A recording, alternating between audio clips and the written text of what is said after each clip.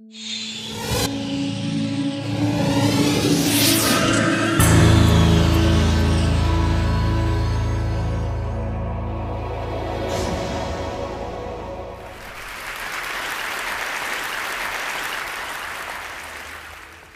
afternoon.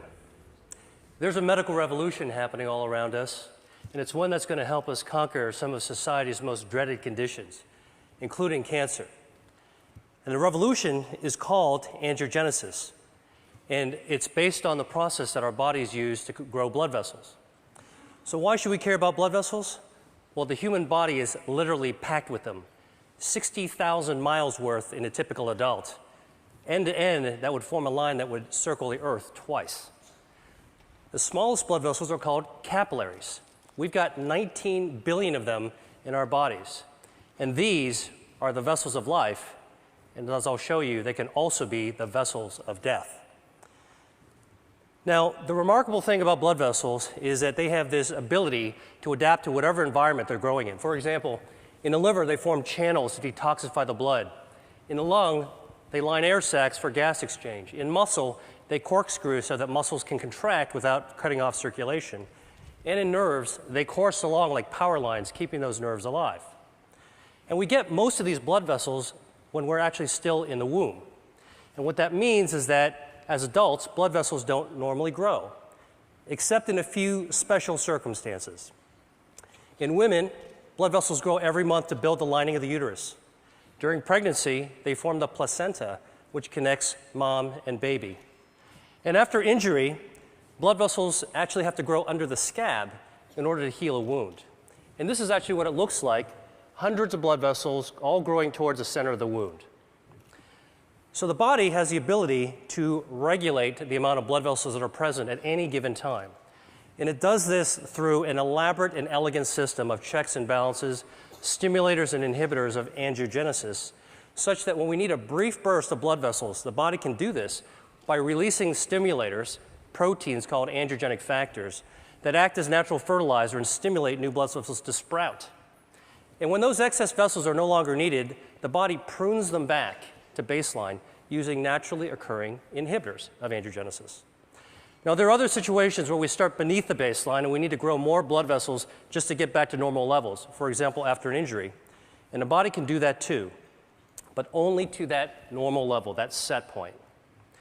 But what we now know is that for a number of diseases, there are defects in the system where the body can't prune back extra blood vessels or can't grow enough new ones in the right place at the right time.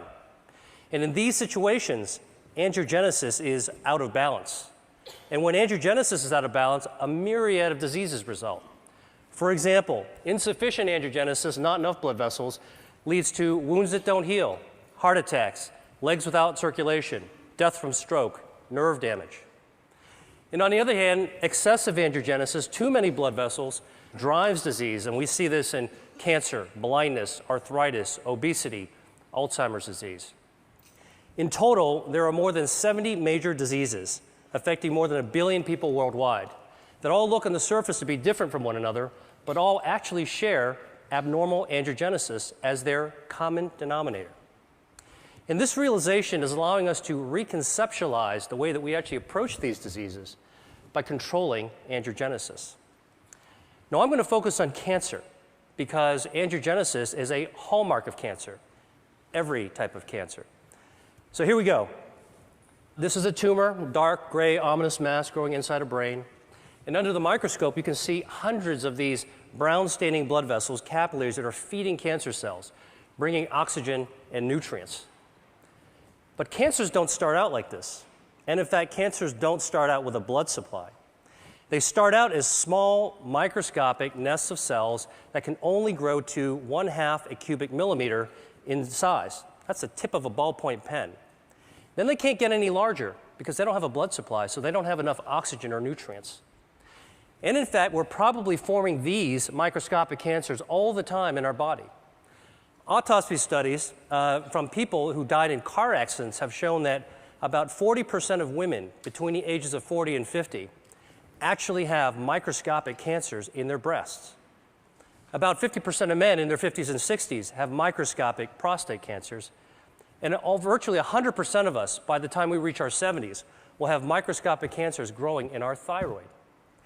Yet without a blood supply, most of these cancers will never become dangerous. Dr. Judah Folkman, who was my mentor and who was the pioneer of the angiogenesis field, once called this cancer without disease. So the body's ability to balance angiogenesis, when it's working properly, prevents blood vessels from feeding cancers. And this turns out to be one of our most important defense mechanisms against cancer. In fact, if you actually block angiogenesis and prevent blood vessels from ever reaching cancer cells, tumors simply can't grow up. But once angiogenesis occurs, cancers can grow exponentially. And this is actually how a cancer goes from being harmless to deadly. Cancer cells mutate, and they gain the ability to release lots of those angiogenic factors, natural fertilizer, that tip the balance in favor of blood vessels invading the cancer. And once those vessels invade the cancer, it can expand, it can invade local tissues, and the same vessels that are feeding tumors allow cancer cells to exit into the circulation as metastases. And unfortunately, this late stage of cancer is the one at which it's most likely to be diagnosed, when angiogenesis is already turned on and cancer cells are growing like wild.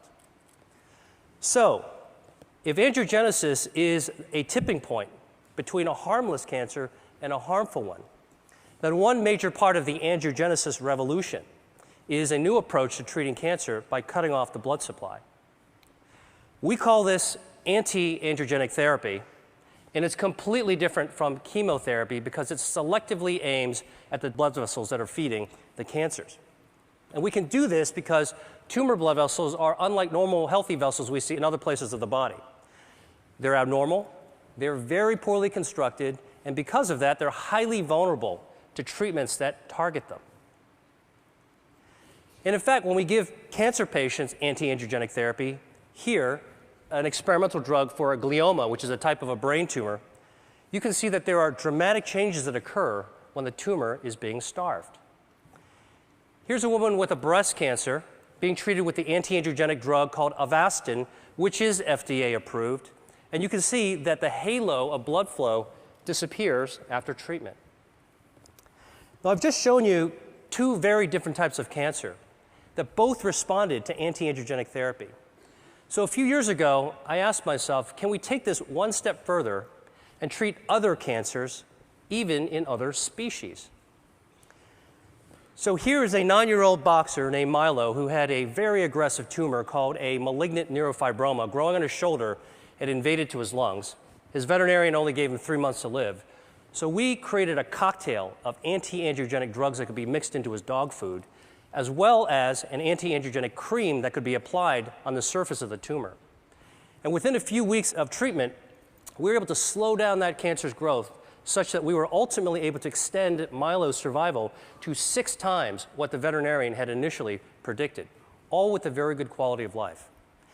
And we've subsequently treated more than 600 dogs. We have about a 60% response rate and improved survival for these pets that were about to be euthanized. So let me show you a couple of even more interesting examples.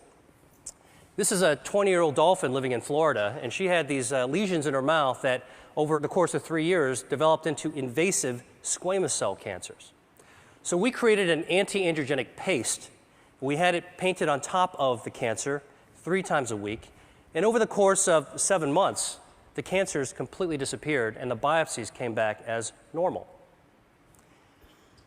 Here's a cancer growing on the lip of a quarter horse named Guinness. It's a very, very deadly type of cancer called an angiosarcoma, had already spread to his lymph nodes. So we used the anti-angiogenic skin cream for the lip and the oral cocktail so we could treat from the inside as well as the outside. And over the course of 6 months, he experienced a complete remission.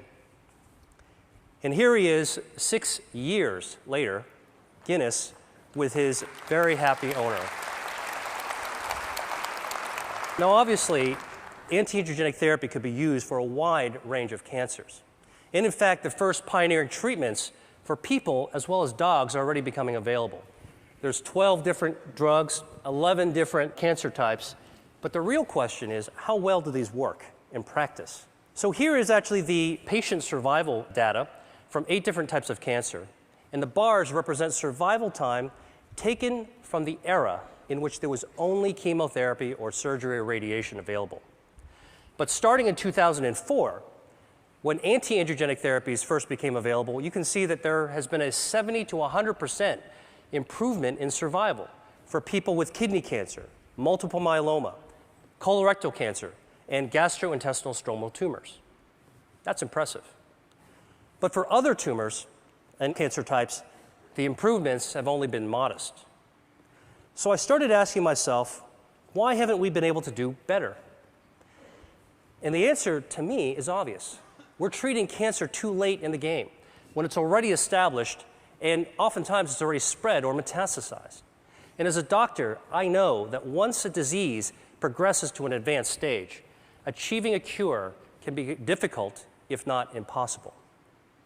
So I went back to the biology of angiogenesis and started thinking, could the answer to cancer be preventing angiogenesis? Beating cancer at its own game, so that cancers could never become dangerous. This could help healthy people, as well as people who have already beaten cancer once or twice and want to find a way to keep it from coming back. So to look for a way to prevent angiogenesis in cancer, I went back to look at cancer's causes. And what really intrigued me was when I saw that diet accounts for 30 to 35% of environmentally caused cancers. Now, the obvious thing is to think about what we could remove from our diet, what to strip out, take away.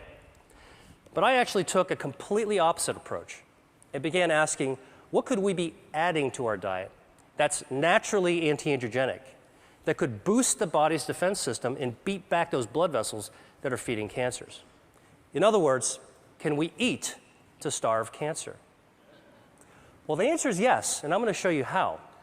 And our search for this has taken us to the market, the farm, and to the spice cabinet, because what we've discovered is that Mother Nature has laced a large number of foods and beverages and herbs with naturally occurring inhibitors of angiogenesis. So here's a test system we developed. At the center is a ring from which hundreds of blood vessels are growing out in a starburst fashion. And we can use this system to test dietary factors at concentrations that are attainable by eating. So let me show you what happens when we put in an extract from red grapes. The active ingredient is resveratrol. It's also found in red wine. This inhibits abnormal angiogenesis by 60%. Here's what happens when we add an extract from strawberries. It potently inhibits angiogenesis. An extract from soybeans. And here is a growing list of our anti-angiogenic foods and beverages that we're interested in studying. And for each food type, we believe that there's different potencies within different strains and varietals. And we want to measure this because, well, while you're eating a strawberry or drinking tea, why not select the one that's most potent for preventing cancer? So here are 4 different teas that we've tested. They're all common ones: Chinese jasmine, Japanese sencha, Earl Grey, and a special blend that we prepared. And you can see clearly that the teas vary in their potency from less potent to more potent. But what's very cool is when we actually combine the 2 less potent teas together, the combination, the blend, is more potent than either one alone. This means there's food synergy. Here's some more data from our testing. Now, in the lab, we can simulate tumor angiogenesis, represented here in a black bar. And using this system, we can test the potency of cancer drugs. So the shorter the bar, less angiogenesis, that's good. And here are some common drugs that have been associated with reducing the risk of cancer in people. Statins, non-steroidal anti-inflammatory drugs, and a few others. They inhibit angiogenesis too. And here are the dietary factors going head-to-head against these drugs. You can see they clearly hold their own, and in some cases, they're more potent than the actual drugs. Soy, parsley, garlic, grapes, berries. I could go home and cook a tasty meal using these ingredients. So imagine if we could create the world's first rating system in which we could score foods according to their anti-angiogenic, cancer-preventative properties. And that's what we're doing right now. Now, I've shown you a bunch of lab data, and so the real question is, what is the evidence in people that eating certain foods can reduce angiogenesis in cancer. Well, the best example I know is this study of 79,000 men followed over 20 years, in which it was found that men who consumed cooked tomatoes 2 to 3 times a week had up to a 50% reduction in their risk of developing prostate cancer. Now, we know that tomatoes are a good source of lycopene, and lycopene is anti-angiogenic. But what's even more interesting from this study is that in those men who did develop prostate cancer, those who ate more servings of tomato sauce actually had fewer blood vessels feeding their cancer. So this human study is a prime example of how anti-angiogenic substances present in food and consumed in practical levels can impact on cancer. And we're now studying the role of a healthy diet with Dean Ornish at UCSF and Tufts University on the role of this healthy diet on markers of angiogenesis that we can find in the bloodstream. Now, obviously, what I've shared with you has some far-ranging implications even beyond cancer research, because if we're right, it could impact on consumer education, food services, public health, and even the insurance industry. And in fact, some insurance companies are already beginning to think along these lines. Check out this ad from Blue Cross Blue Shield of Minnesota. And for many people around the world, dietary cancer prevention may be the only practical solution, because not everybody can afford expensive end-stage cancer treatments, but everybody could benefit from a healthy diet based on local, sustainable, anti-angiogenic crops. Now, finally, I've talked to you about food, and I've talked to you about cancer, so there's just one more disease that I have to tell you about, and that's obesity. Because it turns out that adipose tissue, fat, is highly angiogenesis dependent. And like a tumor, fat grows when blood vessels grow. So the question is, can we shrink fat by cutting off its blood supply? So the top curve shows the body weight of a genetically obese mouse that eats nonstop until it turns fat like this furry tennis ball. And the bottom curve is the weight of a normal mouse. If you take the obese mouse and give it an angiogenesis inhibitor, it loses weight. Stop the treatment, gains the weight back. Restart the treatment, loses the weight again. Stop the treatment, gains the weight back. And in fact, you can cycle the weight up and down simply by inhibiting angiogenesis. So this approach that we're taking for cancer prevention may also have an application for obesity. The really, truly interesting thing about this is that we can't take these obese mice and make them lose more weight than what the normal mouse's weight is supposed to be. In other words, we can't create supermodel mice.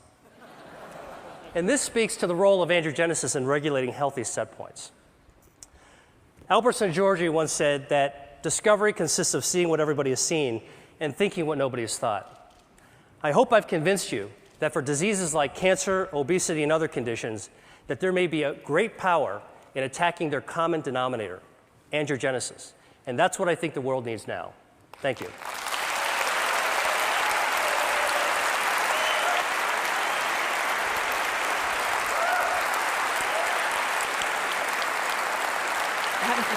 So these drugs aren't exactly, they're not exactly in mainstream cancer treatments right now. For anyone out here who has cancer, what would you recommend? Do you recommend pursuing these treatments now for most cancer patients?